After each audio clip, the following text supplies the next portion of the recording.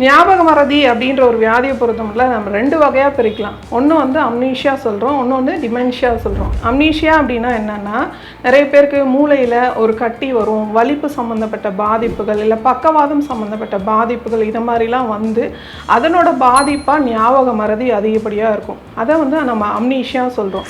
Dementia அப்படின்னா என்ன, age ரிலேட்டடாக மூளையில் உண்டாகிற சுருக்கங்கள், அந்த செல்கள் வந்து சுருக்கம் அடைகிறதுனால டிமென்ஷியா அப்படின்ற ஒரு ஞாபக மறதி வரும். ஸோ பொதுவாகவே வந்து நிறைய பேருக்கு வந்து பார்த்திங்கன்னா, இந்த வயசான காலத்தில் வந்து எந்த ஒரு விஷயத்தையுமே வந்து அதிகமாக ஞாபகம் வச்சுக்க முடியாது.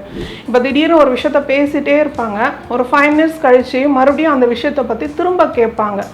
இன்னும் ஒரு சிலர் பார்த்திங்க அப்படின்னா, ஒரு தெரிஞ்ச வீடாக இருக்கும், ரொம்ப பழக்கப்பட்ட ரோடாக இருக்கும், நடந்து போயிட்டே இருப்பாங்க, இப்போ நான் எந்த இடத்துல இருக்கேன் அப்படின்ற ஒரு விஷயத்தையே அவங்களுக்கே தெரியாது.